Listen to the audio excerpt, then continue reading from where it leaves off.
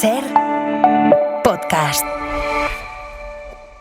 Antonio Ruz, buenas noches. Buenas noches. Bienvenido a Hora 25. Muchas gracias. Coreógrafo, antes bailarín. ¿Se deja de ser bailarín en algún momento de la vida? Yo creo que no. No. O sea, coreógrafo y bailarín. Eso es. Quizá no en activo como bailarín, ¿no? ¿Se puede ser coreógrafo sin haber sido bailarín? Es una gran pregunta esa, ¿eh? La dudamos incluso los coreógrafos, ¿no? Yo creo que hay que haber sentido el movimiento de alguna manera, ¿no? Y tener nociones, ¿no? Hay también directores de teatro que son casi coreógrafos, pero yo creo que sí que hay que sentir el cuerpo, hay que tener una técnica, hay que entender, sobre todo para explicar a otros bailarines y bailarinas lo que uno quiere, ¿no? ¿Cómo diseñas cómo creas? ¿Cuál es tu proceso creativo? ¿Tú te ves a ti bailando en algún momento? A ver, el proceso creativo es siempre muy misterioso, ¿no? De cómo empieza, ¿no? De dónde surge la semilla, ¿no? De esa creación. Pero yo luego en un estudio me dejo mucho llevar. Yo llego siempre con muchas ideas en un cuaderno, con fotografías. A veces los bailarines se ríen porque llego con libros, con películas, les envío todo tipo de referencias, ¿no?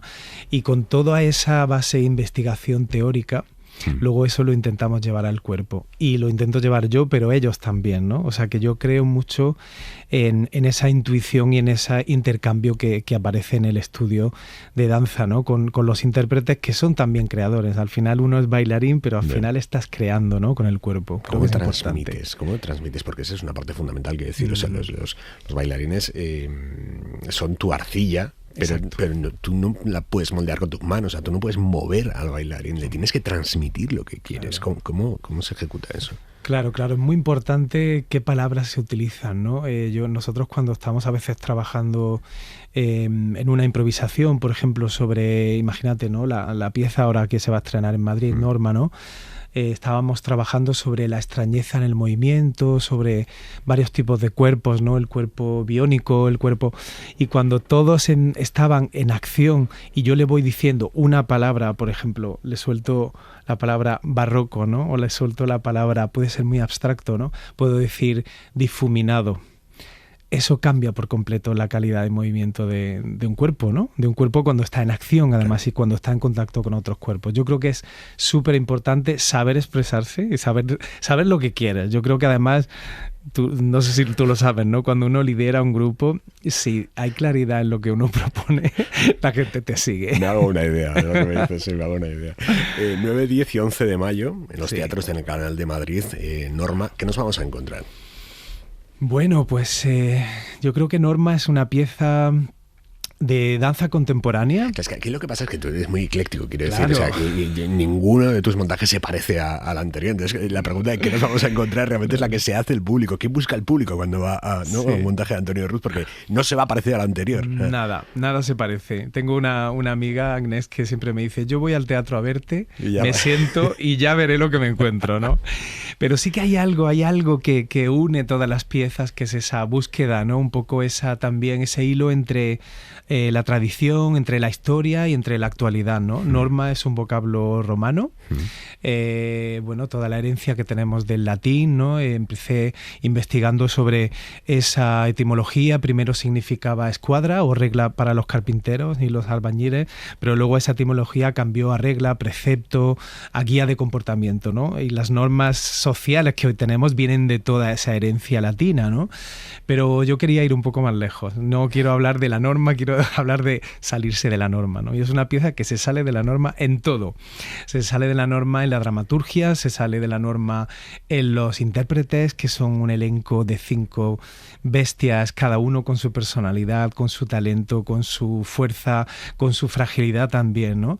Y creo que es mi pieza más gamberra o más descarada, pero también la más imperfecta. Me he metido en un jardín complejo, pero creo que al hacer eso me he superado, como todos, ¿no? Cuando nos ponemos un poco en arenas movedizas, ¿no? Es cuando surgen cosas bonitas. Pero ¿no? la imperfección, esa forma parte de tu objetivo.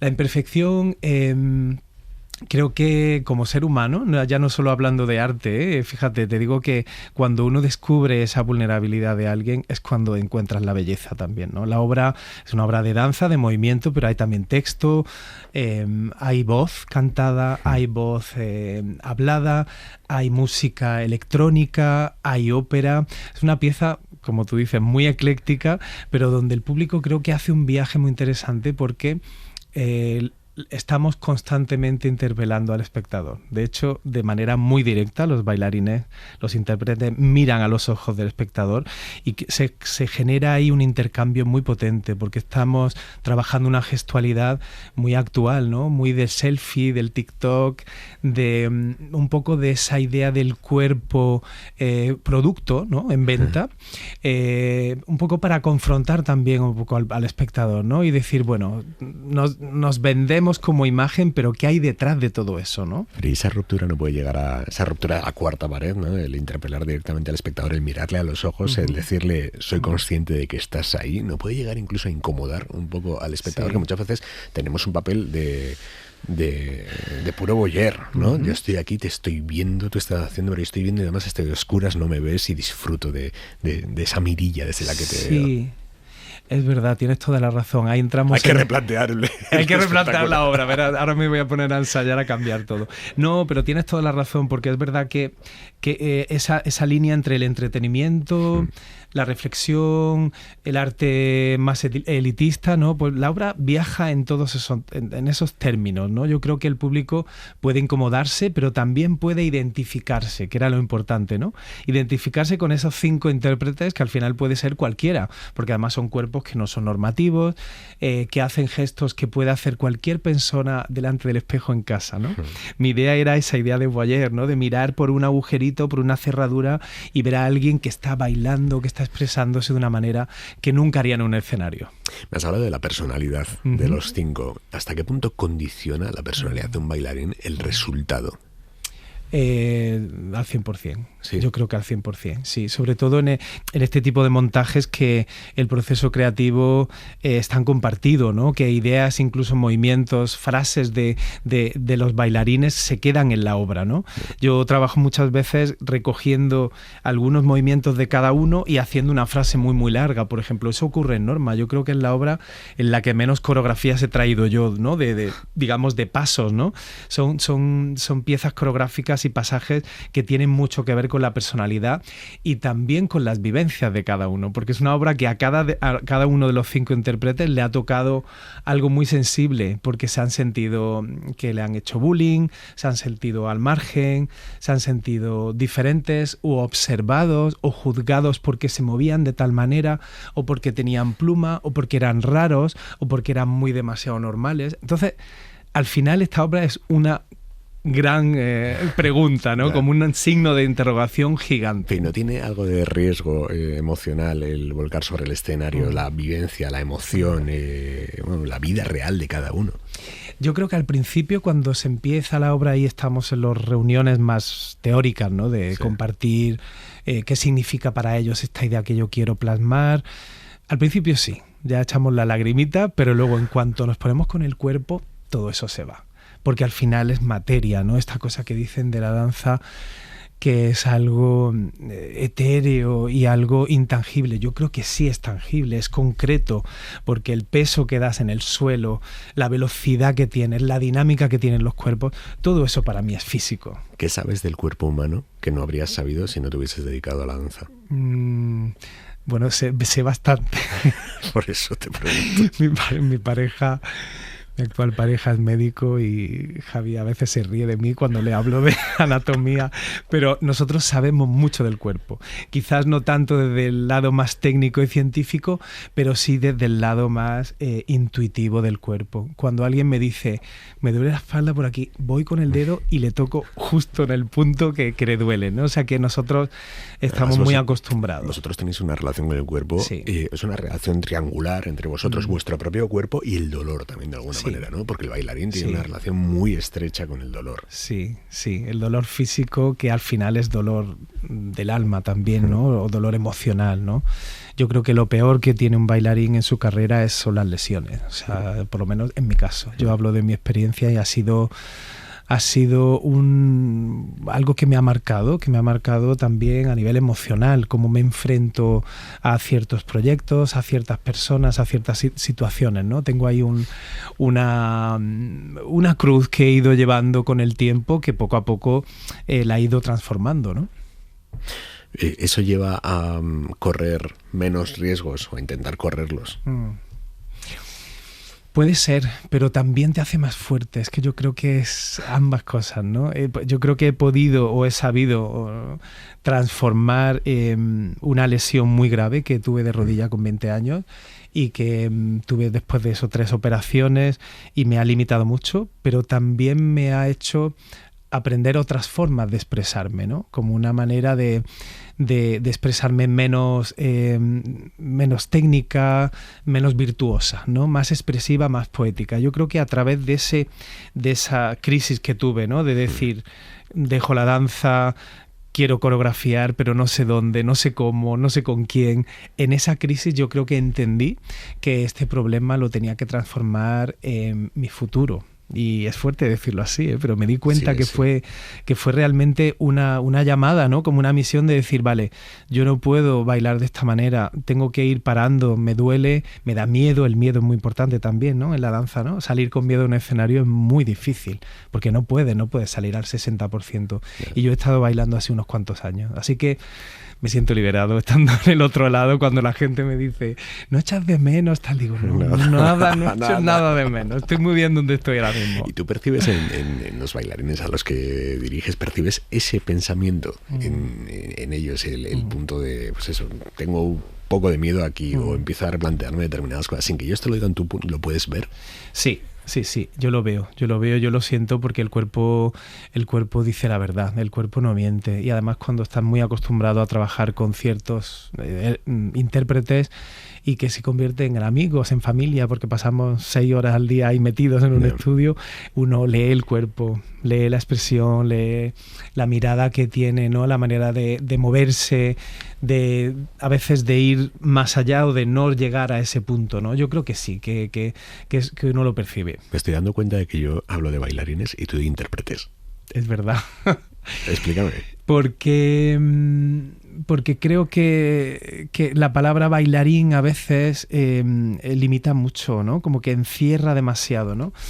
Y la gente que trabaja conmigo, las personas que trabajan conmigo son más que bailarines. Porque son gente que les pongo una canción y se ponen a cantar, o les pongo un texto y lo dicen, o les pongo a expresar o a usar la voz y la usan. O sea que al final intérprete creo que es más general, es más grande, es más abierto. Y yo creo mucho en ese bailarín versátil, ¿no? En ese intérprete que puede hacer muchas más cosas, ¿no? Que no solo moverse. Con la danza se puede provocar, se puede, o sea, quiero decir, ¿qué es lo más provocador que has hecho o que te has planteado hacer y que no has hecho a través de la danza? Sí, yo creo que sí que se puede provocar, se puede retar al público en muchos sentidos, ¿no? La obra más reciente antes de Norma fue Farsalia, que fue esta epopeya romana también traída a la actualidad, y mucha gente salía muy tocada del espectáculo porque le ha tocado el conflicto, al final el conflicto humano, ¿no? Hablaba de las guerras, ¿no? A lo largo de la historia, pero sobre todo del cuerpo en guerra. Y a veces me dicen muchas personas, te metes en unos fregados y en unas temáticas un poquito provocadoras, ¿no? Porque y justo cuando estábamos haciendo Farsalia estalló la guerra en Ucrania y luego la guerra en Gaza, ¿no? Justo dije, voy a parar con el proyecto, pero dije, vamos a seguir, porque son cosas que pasa mucho en el teatro también, ¿no? En el teatro a veces uno no se plantea de qué se puede hablar, pero en danza como que todo tiene que ser bonito y hablar de temas agradables y que entren bien. Oye, uno puede también hablar de temas incómodos, ¿no? Incomodarse un poco en la butaca no está mal, ¿no? Yo siempre al final desde la belleza, desde la poesía, ¿no? Aunque incomode, pero desde la poesía. O sea, tú eres muy bellecista, ¿no? Yo sí soy un esteta, no lo puedo evitar. No lo puedo evitar. Mira que a veces me dicen también, o mi equipo, ¿no? Ensúciate un poco. Digo, es que no me sale. Esta obra tiene algo. Con lo bonito de eso. que es lo bonito. Sí, creo que la belleza tiene algo muy poderoso y muy transformador, ¿no? Y luego, pero también está esa ambivalencia, ¿no? Entre qué es fealdad, qué es belleza, ¿no? Esa línea también muy, muy delgada entre cuando vemos una imagen que es frágil, que es dolorosa, pero que al final nos emociona, ¿no? Como te hablaba de Farsalia, una muerte puede ser bellísima si está filmada de una manera increíble, ¿no? Claro. En una película, ¿no? O una muerte, una escultura que está muriendo, que está cayendo. Eso también es belleza, ¿no? A través del arte, de la escultura, la pintura, la danza, la música, podemos, digamos que expresar todas esas emociones que en un principio son desagradables. ¿Qué es lo más difícil de estrenar un proyecto de danza en 2025? Lo más difícil es financiarlo. La financiación es muy difícil. Pero no puedo creer que tú, por ejemplo, o sea, quiero decir, a tu nivel encuentres problemas para financiar un proyecto. Sí, señor. Te lo prometo. Sí.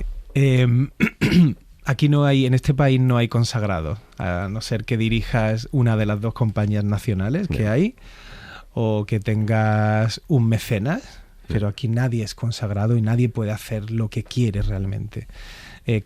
Siempre dependemos muchísimo de las ayudas públicas, a veces de las coproducciones de otros teatros, pero te digo de verdad que estamos siempre contando cada céntimo porque es muy difícil soñar, pensar en grande, no se puede. De hecho, Farsalia era una obra de 11 bailarines y he vuelto a los 5, a un mediano formato, porque quería artísticamente meterme en algo mucho más manejable y más individualista, menos grupal, pero también porque si no, una empresa, que somos una empresa, no sobrevive, ¿no? O sea, tenemos que girar luego. Y las piezas grandes cuesta mucho moverlas, los teatros tienen... Es como un sistema que está hecho de tal manera que cueste mucho producir y que luego cueste mucho recuperar esa producción. ¿Te frustran? Sí. Me frustra, me siento impotente en muchas ocasiones, tengo baches de motivación y de tirar la toalla. Cada año tengo unos cuantos baches. Pero aquí estoy, ¿no? O sea que... Eso es buena señal. Eso es buena señal. Al final creo que estos baches también me dan esa información de que en realidad no voy a dejar nunca de crear, no sé si voy a dejar de producir de esta manera que lo estoy haciendo, como creador independiente, con todo lo que te he contado y con esos problemas y esas dificultades, pero nunca voy a dejar de crear, eso lo sé, así que pa'lante. Cuando termina un espectáculo creado por ti, termina en ese momento, después de esos aplausos, ¿tú qué sientes? Yo siento muchísima satisfacción, mucho orgullo por todo el equipo, porque lo que se aplaude no es mi idea es el principio, lo que se aplaude es toda la energía y el amor que hay puesto ahí en ese espectáculo, aunque no se vea, aunque esté detrás, ¿no? La técnica, la dramaturgia, la iluminación, ¿no? Todo lo que se ve de belleza, todo lo que te llega de digamos, esa percepción de todos esos estímulos visuales, sonoros, todo eso es un equipo que hay detrás que ha trabajado un año entero siguiéndome, ¿no? En paralelo, conmigo, de la mano, y al final cuando se aplaude tanto, cuando realmente ya se cierra el telón, esa sensación es la más bonita, porque dices, joder, qué pasada, ¿no? Qué afortunado me siento de poder trabajar con gente que se entrega tanto y que cree tanto en una locura que se me ha ocurrido en un avión de Berlín a Madrid un día en un cuadernito, ¿sabes? Que es que esto pasa, ¿no? Me pasa de ver ideas que he tenido en un tren o caminando por la calle o en el metro, que quedan ahí apuntadas y que luego se convierten en una obra con un título, con una identidad, y que al final tocas algunas sensibilidades, otras no, y yo no pretendo gustar a todo el mundo, sería un error, creo que ahí se pasa muy mal, pero el aplauso es muy guay. Es muy guay. ¿En qué momento notas que el aplauso es genuino, que realmente ha gustado, ha emocionado? En Es que los públicos son también muy diferentes en cada ciudad, cada público es muy diferente, cada obra, cada día de cada espectáculo, cada función, y eso te lo habrán dicho actores, directores, todo el mundo, es muy diferente. Tú no controlas porque depende del día, depende de la energía, si está lloviendo, si no, cómo viene la gente. Yo siento sobre todo más que el aplauso es la concentración, ¿no? Durante la obra, ese silencio, ¿no? Que hay, que dicen, madre mía, les pasa algo, están ahí congelados. Esa concentración es muy bonita. Luego el aplauso sí que es verdad que se nota, ¿no? Más efusivo, menos, según la región, según el país incluso, ¿no? Pero yo admiro mucho el respeto que hay durante la función, cómo se escucha, cómo se mira, ¿no? Eso es muy, muy bonito. ¿Cómo es el final de un proyecto? Cuando ya habéis terminado todas las funciones y dices, hasta aquí. ¿Cómo es ese momento final respecto al equipo y también respecto a ti? ¿Tú consigues cerrar? Pues depende de la obra. Hay obras que me han costado menos cerrarlas porque he sentido que ya habían tenido el recorrido que tenían que tener por varios motivos, ¿no? Hay elencos también de intérpretes que se quedan embarazadas, que se van del país, que dejan de bailar. La vida. Entonces, uno también depende mucho una vez más, de un equipo, ¿no? Cuando ese equipo se desmembra, pues yo de repente digo, vale, pues vamos, en vez de remontar toda la obra con un elenco nuevo, que se hace, y hay compañías que lo hacen, y tengo otros compañeros y compañeras que sí que se meten a remontar una obra de hace 5 años, ¿no? Ponerla de nuevo en pie. Pero yo en principio las obras prefiero dejarlas que se vayan como apagando. Si alguien quiere que se retome, lo intentamos, pero no fuerzo mucho eso. Porque una obra puede durar 2, 3 años, tampoco la danza tiene muchísima gira como el teatro, ¿no? Que tenemos muy poquitas funciones, ¿no? Durante el año.